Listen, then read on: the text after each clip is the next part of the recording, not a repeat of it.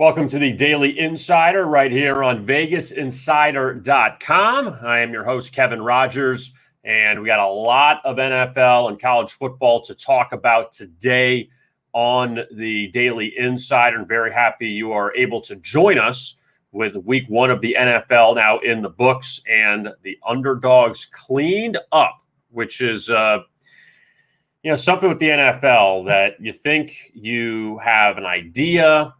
You go with the favorites, go with the better teams, but yet that wasn't the case, as underdogs against the spread in week one, including the Cowboys cover on Thursday against Tampa Bay, they were 11-4 against the spread, which is pretty amazing. And when you see the outright winners, Steelers, Dolphins, Saints, Bengals, Eagles, Texans, Cardinals, and you had one favorite of four or more that covered, and that didn't come till last night with the Rams blowing out the Bears.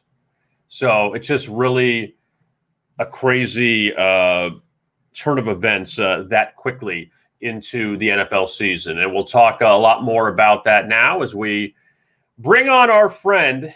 That's right. We have not had him on the live stream yet. We've had him on plenty of the Bet and Collect podcasts. But it is Dave Sharapan who is joining us. And Dave, good to talk to you. You're wearing your Steelers gear, down 10-0 yesterday at Buffalo. Are you still wearing the Steelers gear today? No, of course not. No, I'm wearing it all the time, Kev. When good, bad, and different. When you're born and raised in Pittsburgh, you can't get away from it. You can try. You sometimes, you move away, but it's always there with you. So, no, but I mean – I'm pretty excited they won, but I got buddies that are like, oh, we could go to the Super Bowl. We got everybody calm down. Just like Aaron Rodgers said, it's only one game. Everybody relax. It's going to be okay. But yeah, that was a fun win because that was just one in the books. Most books needed Pittsburgh. I had them plus 6.5. I didn't have the money line. I didn't think they were going to win either. But pleasant surprise. We'll take the W. Because the last two seasons, Dave, when they played each other, Buffalo got the best of them in low-scoring games. And 2 years ago, it was that flex Sunday night game at Heinz Field, and I believe Buffalo was a 1-point dog in that one. And then last year in December, Buffalo won at home, short favorite. Now you're laying almost a touchdown. I mean, is this just going back to Buffalo being in the AFC Championship? Because Mike Tomlin's been a pretty good underdog. It's crazy, right? Week one, you put up these numbers in the race to be first, in the race to get the most handle. These numbers in week one in the NFL get put up in May. But you don't know anything. I mean, nobody knows anything anyway, but you really don't know anything. And you take bets and you maybe move the number here and there. So that number was based on that Buffalo is one of the, preseason AFC favorites to go to the Super Bowl. And people, if you bet it or if you put up the number for 3.5, 4.5, maybe closer to what it should have been, you only get one-sided action. So they put up 6.5, and surprisingly, it didn't go. I knew it wasn't going to go to 7. That was one I just sat and watched and said, if that thing gets to 7, that's an all-in. That's a big play because it's a close game. It just is. This is what these two teams do. It's just like when Pittsburgh plays Baltimore. The line is 3, and the game falls close to it. Pittsburgh, Buffalo, if we're going to play every year right now, same thing. Short favorite, close game. And an under. Definitely an under. There were 7 underdogs, Dave, that won outright yesterday. And you had a lot of shorter dogs than Pittsburgh. But in your mind, what was the biggest surprise out of all the underdogs winning outright? Well, I think the way they won, right? The Saints blowing out the Packers. Again, another game where I really liked the Saints and I thought they were going to win, but that game to me was the biggest surprise because of the way they won. And the Packers, it is only one game and the rest of their division all lost. So they're going to be fine. But I think it's more of what you take away from these games, it could be different for everybody. I took away that Jameis is probably better for the Saints at quarterback than even Breeze was last year because Breeze couldn't really throw the ball anymore. Jameis is going to be just fine.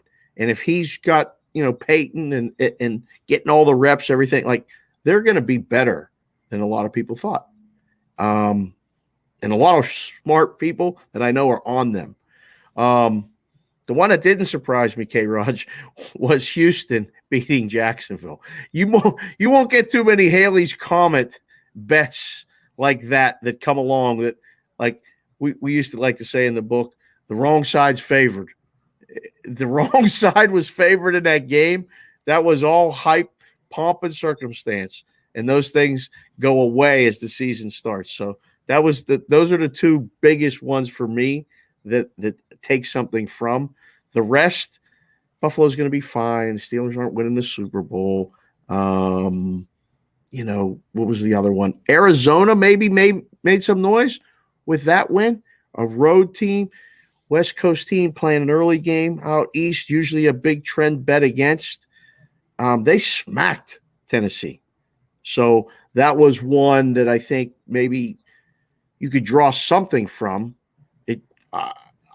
Overall, I drew that the NFC West is pretty good. And I think the NFC West is going to be like the NL West in baseball. We're going to have maybe the best division at the top. Like these teams are going to battle and beat each other up.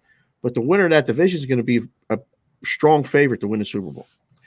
Now, Dave, I know your mantra is nobody knows anything, and I'm saying that to be friendly here. If you check him out on Twitter at @sportsbookconsigliere, he'll tell you what nobody knows.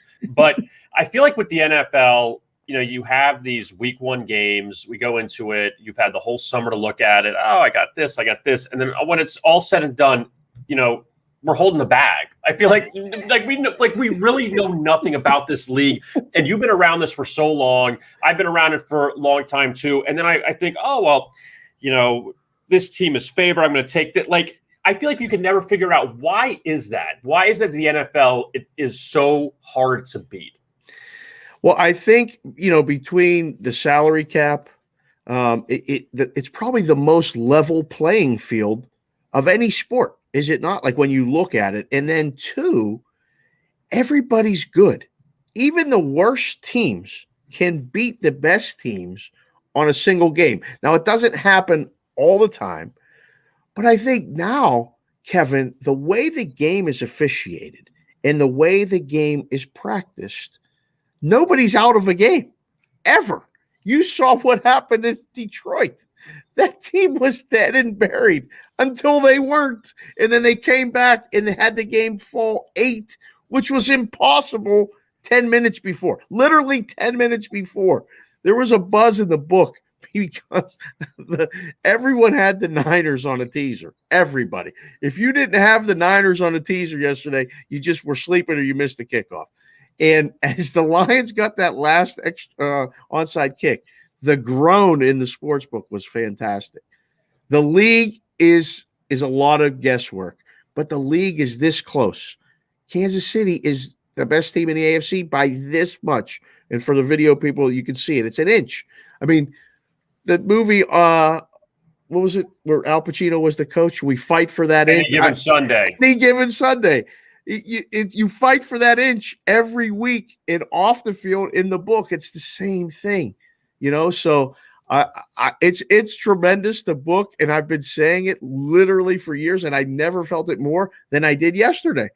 Like, wow, how do you even make numbers for this? Like, how do you bet money on this?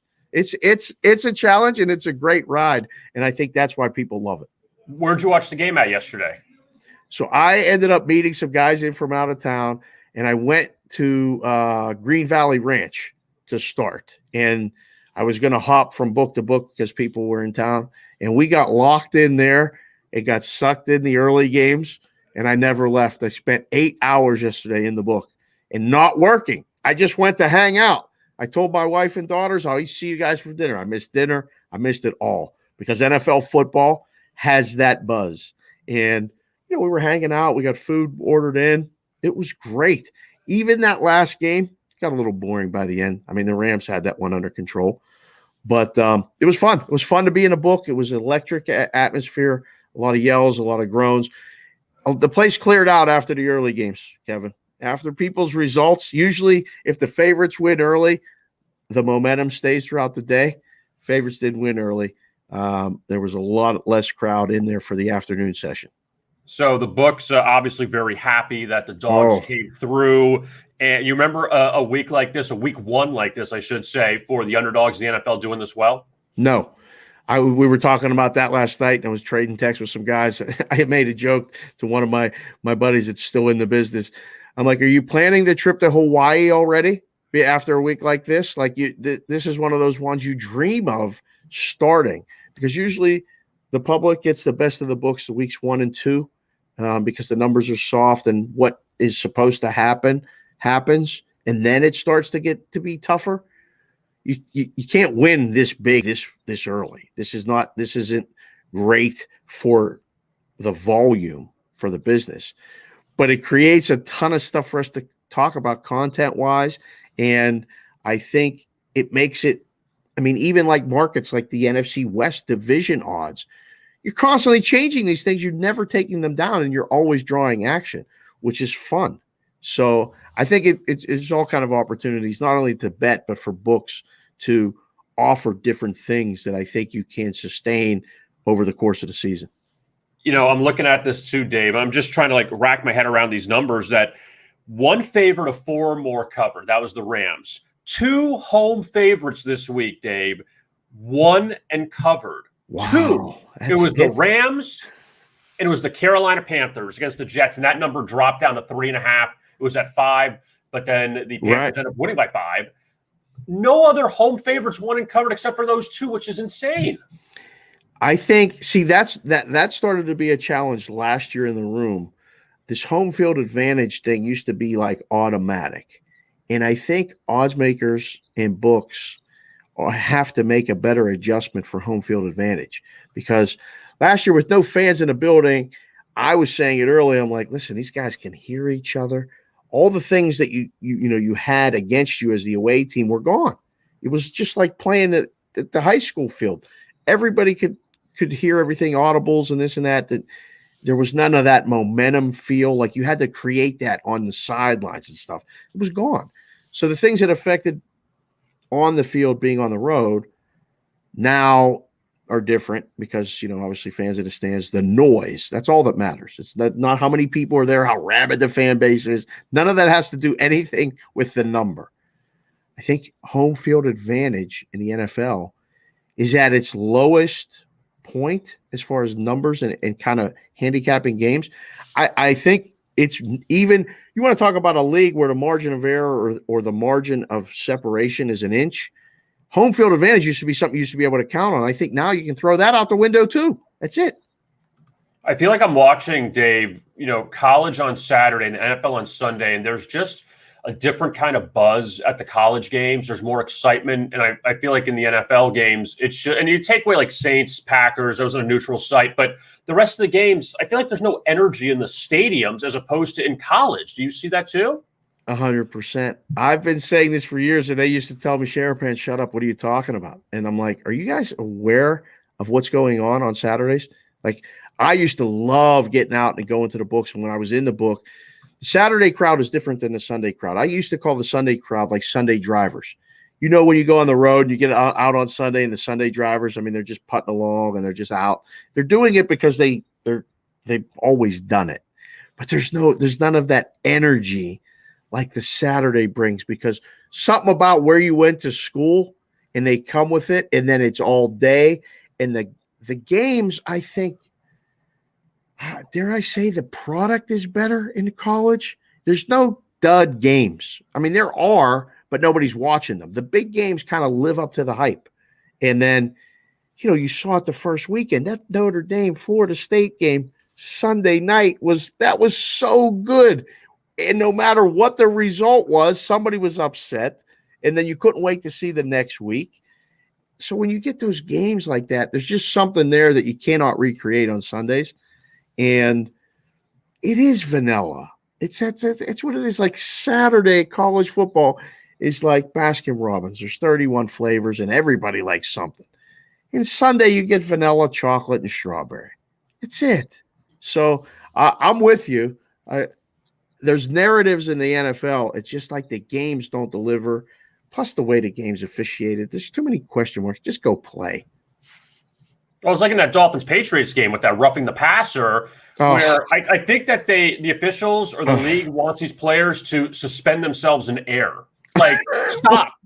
Like if somebody's going out of bounds, stop. Don't touch them. Or you have to hit them here, but not here, but not here. What is it? I don't know what it is. It's so frustrating. And if you like the game, I feel like it's robbing you of the game. Like it's taking away. It's hard enough to play it. The guy just ran 25 yards running a 4.4 to come over and make that tackle. And the guy turned or whatever he was doing. And you want to, like you said, stop like the movie Matrix. Literally, like you got to freeze and suspend yourself, let the guy run out of bounds, and then you keep going. You can't do it. So now it's starting to happen, though, in college, Kevin, with this targeting thing. They can't give them too much, like, power throwing guys out of the games and all this stuff. Like, slow it down. It's still football. We still need to see hitting and contact and less flags, more playing, keep the clock moving. These games are lasting almost 4 hours. People talk about baseball taking a long time. It's a long watch. Well, also a lot of these games too, Dave, even watched them yesterday, you had long games that weren't even high scoring. So you're not saying it's a 48-41 game and it's exciting and it's taking a long time. These are, Dolphins, Patriots, 17-16 grinded out game. And it's like, let's move it along a little bit. No doubt. Like that was the one that I think came with almost as much excitement as the other two games in the late window. And we had it on, like we had a little VIP area and we had it on the TV, but it was boring. There was times where it was like, what is going on here? And then, you saw those flags and they take, I don't know. I'm not bashing the NFL. I'm not bashing the product, but sometimes the officiating is a little too involved in the game. And you got to remember, like, people are betting money on this. We used to get blamed in the book all the time for a bad call. You guys knew. No, we didn't know anything either. Like, everybody relax. It's the referees. And you wonder where those directives come from sometimes. What were your thoughts with the commercials as far as, like, now you're seeing Jamie Foxx about MGM, you're seeing these other ones. What did you think about that? Years ago, don't say a word. Now it's like, here you go, in your face. It's unbelievable to me, Kevin. I was just in the books not that long ago, and we couldn't say the word Super Bowl. And there was people coming around saying if you had it on the sheets, you were going to get fined. You were going to get a cease and desist letter from the NFL. And people were doing that. I met someone who was out looking for this stuff on your sheets or hearing you say it on the loudspeaker. Now, I think it's way over the top already. It feels like the fantasy thing from a few years ago when they bought all the ads and they put it on. The NFL has a deal now where they're going to limit the number of commercials quantity-wise, but it's the same ones, and it's on every game. So now you see it when that game goes to commercial. When you're watching the games in a book and they're all on, I felt like I saw the same commercial 100 times yesterday. And I was like, man, and I love Jamie Foxx. I think he's talented, one of the coolest guys ever. I really do. I was tired of seeing him yesterday, Kevin. I was like, man, enough already. Like the hypocrisy of it, where we kept it away. Oh, wait, now we're part of the deal. You're going to pay us to do. Come on in. Advertise all you want. Put it up everywhere. You're telling me people don't care about Broncos Giants if there was no fantasy, or people would care if it was Broncos Giants, no fantasy, no gambling implications? I don't think so. I think it certainly helps that there's gambling implications. I mean, and especially like, staying with it the whole time. Once you realized in that game the Broncos were going to cover, the mystery was in the total, right? You had to know what that was going to be. It was going to one more touchdown. It was going to fall on the number. You're going to stay with that game and maybe see some more commercials. So now I think at least the NFL has to acknowledge it, one, but two, I think they need to embrace it a little bit. I don't know if we need the gambling information on the broadcast, though. Like, because I think it's available everywhere else that you want to find it. Don't put it on so my parents or my cousins that don't have anything to do with it They don't care about it. We care about it because we gamble. They don't. Well, also with the play-by-play guys, I mean, Al Michaels is one thing where, he knows about this stuff, but I don't want to have guys that like Jim Nantz, for instance, don't talk about it because you don't know what you're talking about. Was that Joe? And I love Joe Buck. I'm always a Joe Buck defender, but didn't he have a few years ago? I think it was the Browns-Jets Thursday night game, and he said something like wrong, like the Browns were an underdog or they were he said something that was, and you're like, Joe, just stop. No, don't do it. Yeah, don't do it. And I think that in the haste to capitalize on it or get in on it, maybe get a deal or something, who knows? I think someone's going to say something like that, and we're all going to go, why? Why are you doing this? You don't need to do it. So I think they have to cautiously at least acknowledge it, but just acknowledge it. And Al Michaels has been doing it for years. And those of us in the know have enjoyed his references and things like that. This game's not quite over yet. And things, it's awesome.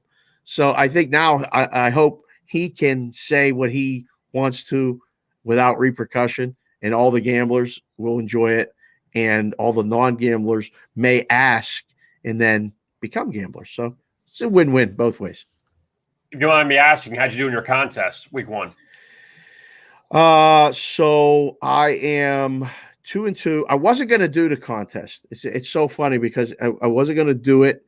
And then my brother-in-law reached out and said, hey, let's do the contest. Let's just do it.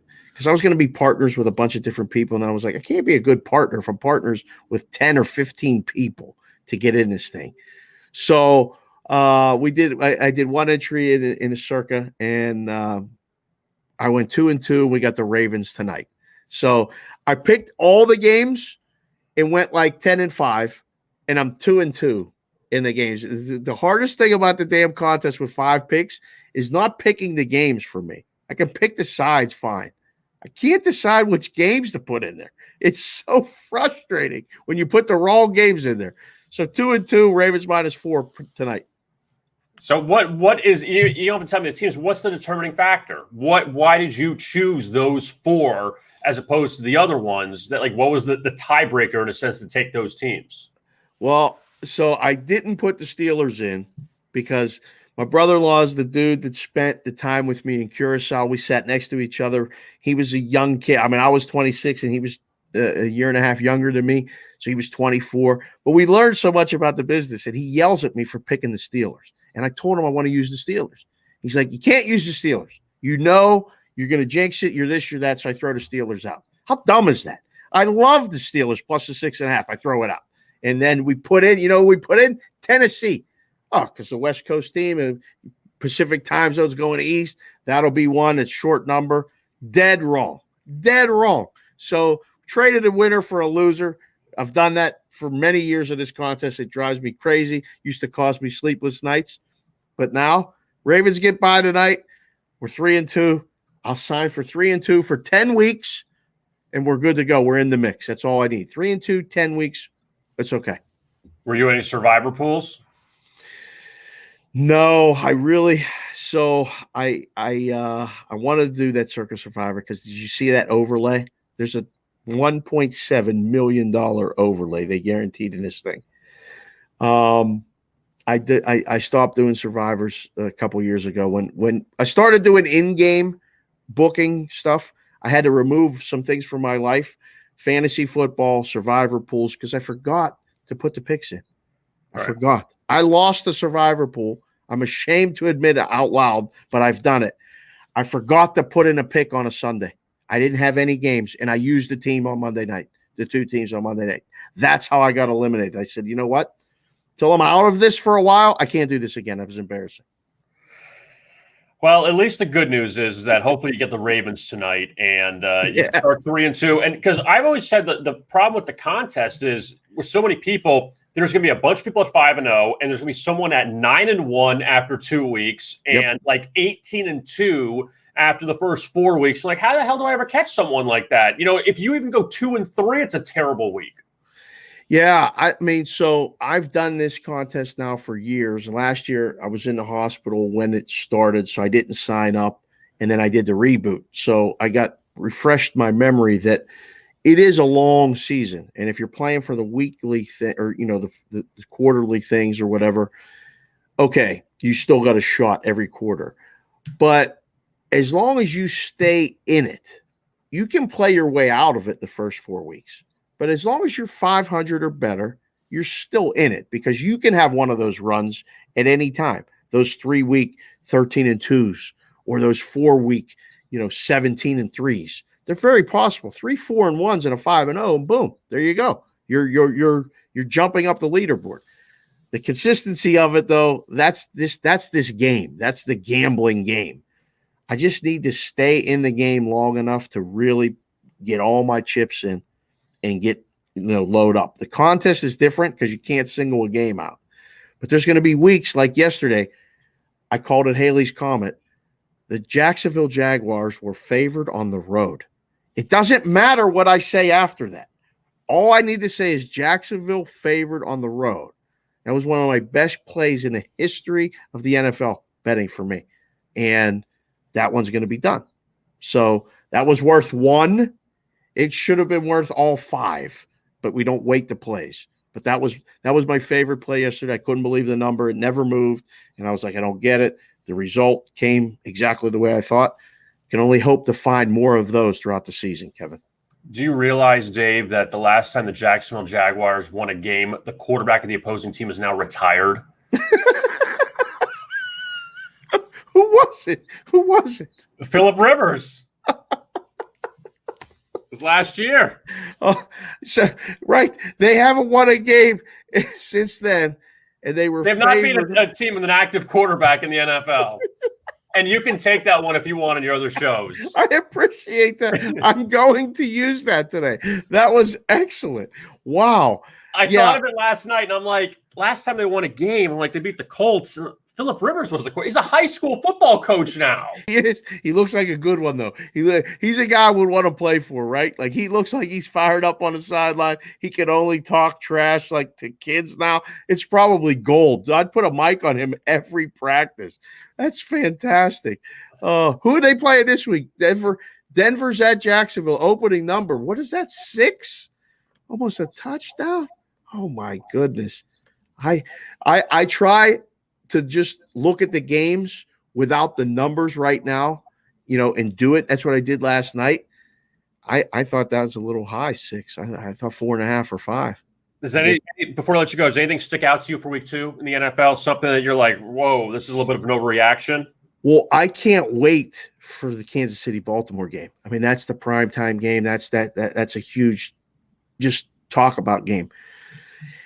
The number is up now, and this was one of those things we did in the room. You have to put up a number on a team that hasn't played that week. So what happens? You have to kind of play defense.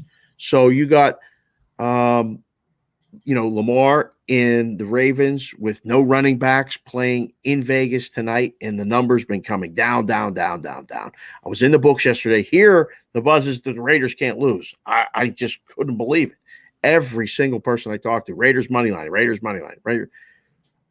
I don't see it myself, and I like the over in the game. I don't think either team stops either team for a little while. The Raiders offense will score. The Ravens offense will score a lot. You see this number, it's Kansas City. It opened -1.5. It jumped up to 2.5 already. I see some books that I know. So that means they're betting Kansas City based on this result tonight. They like the Raiders, which they've already bet. Now, the bad guys don't always win either, but they move numbers because they move money. They bring significant. They bet limits. So that's what that tells me. And then the other one that I looked at was the Dallas in the Chargers game. I thought, it should be over a field goal. I don't believe what I saw from Dallas. They get the long rest. You're going to hear this all week. Dallas is going to be a bet on. I think the Chargers are pretty good. My takeaway from that is they won a game on the road and against a tough defense. I think the Chargers number will be interesting to watch and see if it actually touches 3 in some places. I think you got 2.5 now, and if you get any bit of Charger money, you're going to go to 3 and then sit. They don't like to bounce back off of 3. So the resistance when you put these numbers up a week in advance, you don't want to start on 3 or 7 because now you're like, oh, we got to get off of that number. So you see this thing 2.5. I know exactly what they're thinking. But if that Charger money shows and it touches 3, it'll sit there for the rest of the week. Yeah, and also the narrative, too, with the Chiefs-Ravens game is, the Chiefs have handled Lamar Jackson the last few years. Yeah. You're going to do it again. And last year, that Monday night game where the Chiefs blew them out in Baltimore. So, and I believe Baltimore closed, laying 3. You saw Mahomes getting points. Now Mahomes are road favorites. Let's pull out for a minute. That's a great point. And I did a show right before this one, and Ariel Epstein's a Ravens fan, and she's going to the game. And I said, listen, if for some reason the Ravens lose tonight, they are a double bet on Sunday night the following week, because the narrative, you're in the business. You're going to hear that exact thing all week, and now they have evidence. Oh, look, the Ravens just went to Vegas and lost. They're not going to beat the Chiefs.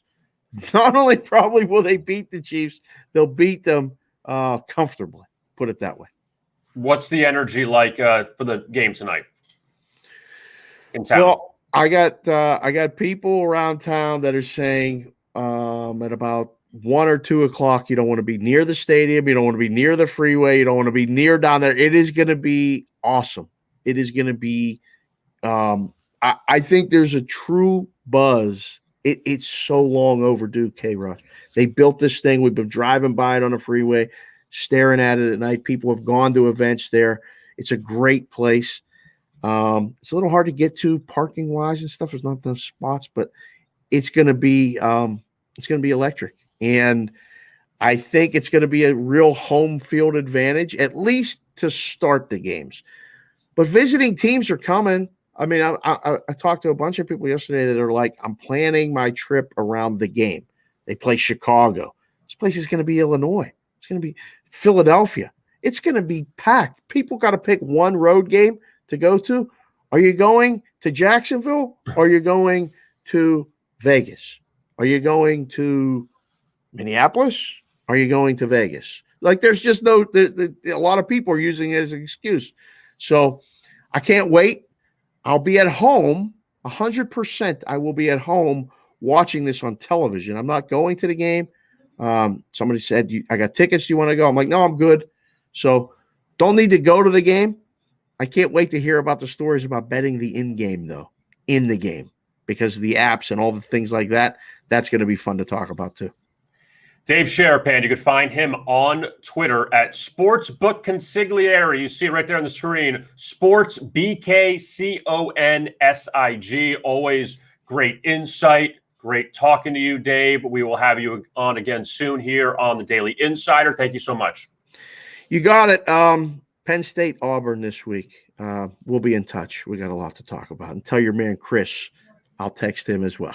Yeah, the Nittany Lions looking for another victory over the Tigers, who played basically nobody so far this year. Yes. Thank you so much, Dave. You got it. See you, K-Raj. All right, see ya. There is Dave Sharapan joining us from Las Vegas. He is out there, and again, big game tonight between the Ravens and the Raiders at Allegiant Stadium. And yeah, Baltimore laying 4 against Las Vegas. And I know a lot of people are going to the underdogs so far have done well, 11-4 against the spread so far this week. It includes the Cowboys in their cover against the Buccaneers on Thursday. But I do have this number here. The Ravens 14-4 since 2020 on the road. All right. And you know what that includes?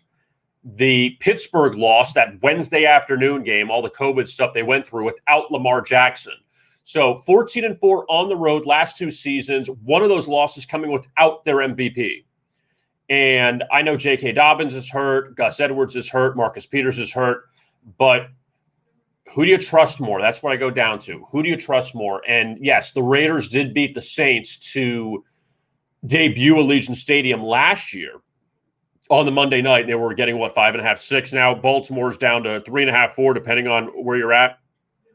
And the Ravens do have a huge game with Kansas City next week, but also seeing Pittsburgh winning already, Cincinnati winning already, and normally we don't factor the Bengals into the AFC North conversation. Cleveland stubbed their toe at Kansas City after they were up double digits in that game. So this is a big one for Baltimore. They can't afford to, and I know we say, oh, it's only 1 week, but Baltimore does not want to start 0-1 with a conference loss out of the gate because they've had their issues with the Chiefs, and if they lose to the Raiders and then somehow lose to Kansas City, already you're 0-2. And you're in trouble considering Pittsburgh plays Vegas next week. In fact, the Bengals are at Chicago, the Andy Dalton reunion, and the Browns are 12.5-point favorites against the Texans. So Baltimore, I'm not saying they can't afford to lose this game, but it would behoove them to win this game. So let's take a look at some of the other games that we did not hit on with Dave. Mention this one, the Panthers beating the Jets 19-14. Sam Darnold played very well against his former team yesterday, and Christian McCaffrey had a big game. Zach Wilson struggled. The Panthers did hold on, and again, they were up to 5 on Friday, I believe, and then it closed at 3.5. So Carolina was one of 2 home favorites to win and cover in week 1. And the Chargers, that was a big win over the football team of Washington yesterday. And I did like LA a lot.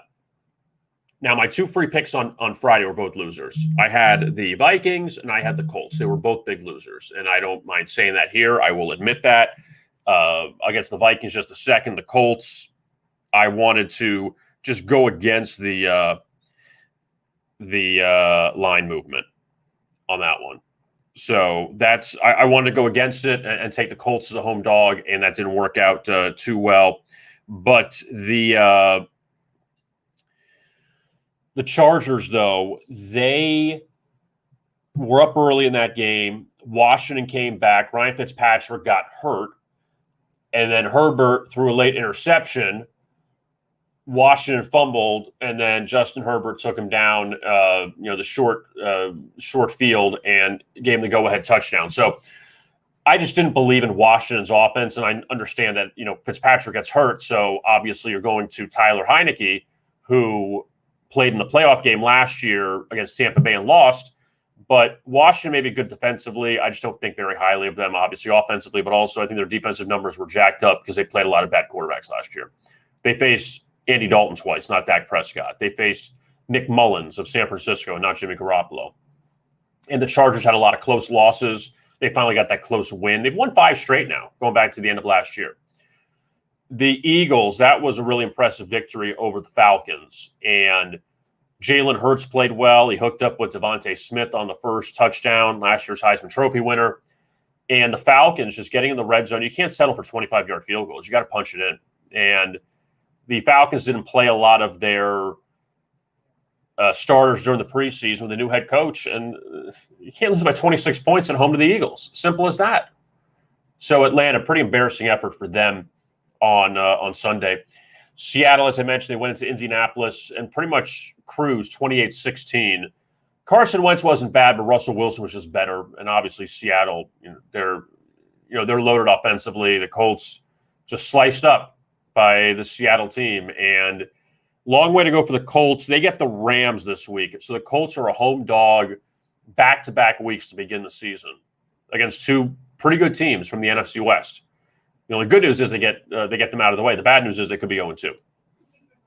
Now the Bengals, they end up beating the Vikings in overtime 27-24, and Joe Burrow had that long touchdown pass to Jamar Chase. Jamar Chase had his struggles during the preseason with some drops, but Burrow, his first game since tearing his ACL last year, he threw 1 pass against the Dolphins in his only preseason appearance. So Burrow really hasn't been in any kind of game action since that Washington game last year. But the Vikings had a chance in this one to win it.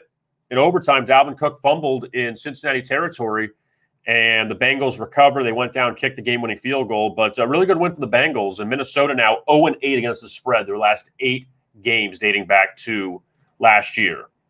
Yeah, this 49ers-Lions game was really, entertaining to say the least, but also how it turned out. That San Francisco's up big. Trey Lance had a touchdown pass. He came in for that one inside the 5, that one play inside the 5 and threw the touchdown pass. Jared Goff ended up putting up good numbers late, but Detroit had the ball down 8 in San Francisco territory. And I mean, it's about a crazy meltdown loss if that was the case for San Francisco. They held on and won. But also for backers of the 49ers, that was at 7.5. And it got all the way up to 9. So if you took the Niners laying 9, that's, I guess we'll say that's on you, right? The Dolphins end up beating the Patriots 17-16 in Foxborough. And Mac Jones, look, he played well in his debut, but he also benefited from the BS roughing the passer call, which, I mean, that can't be called. I'm sorry. I think we're getting a little too picky with this. But that led to New England's first touchdown. And then late, the Patriots fumbled as they were driving to maybe take the lead against the Dolphins. And Miami holds on 17-16. This is a great number. All 4 second-year quarterbacks were underdogs on Sunday. All 4 of them ended up winning and covering. That being Jalen Hurts with the Eagles, Tua Tagovailoa with the Dolphins, Joe Burrow with the Bengals, and Justin Herbert with the Chargers. And look, Tua had a really terrible throw in that game, an interception that was going to put New England in front potentially before that fumble. And Tua admitted it was a bad throw. It was just terrible. He's got to do better than that. But when it was all said and done, the Dolphins 1-0. They face the Bills at home coming up this week. So that one they really needed. In the Chiefs-Browns game, obviously that one looked like it was going to be all Browns for a while, but then Patrick Mahomes had that long touchdown pass to Tyreek Hill, and the Chiefs end up coming back and winning that game. So the last 2 visits the Browns have had to Arrowhead Stadium, they have covered, but they've lost each time. So Kansas City, another Super Bowl loser that fails to cover in week 1. It feels like it's an easy play every single year, but that was the case. But the Chiefs ended up getting that big win over the Browns, and Cleveland has not won an opener since 2004, which is mind-boggling. The late game last night, which obviously, it seemed like too good to be true, but you know what? It was easy, though. The Rams end up beating the Bears 34-14 in Matthew Stafford's debut. Stafford threw a couple touchdown passes. And you saw Justin Fields, if you watched the game, he scored one of Chicago's 2 touchdowns. He came in a goal line package and ran it in. And we'll see when Matt Nagy pulls the plug. I know the argument is, well, Trevor Lawrence played for Jacksonville and Zach Wilson for the Jets. Get these rookies in, might as well play them. I do kind of understand where Nagy's coming from, even against the Rams. It's the top defense in the league. You don't want Justin Fields to get destroyed out there. There's a long way to go. And the Bears play the Bengals this week.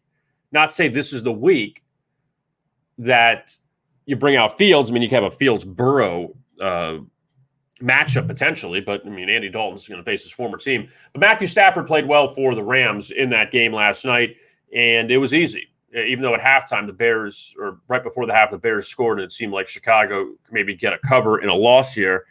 But that's a really good job by the Rams to take care of business last night. Tonight you have Ravens and the Raiders.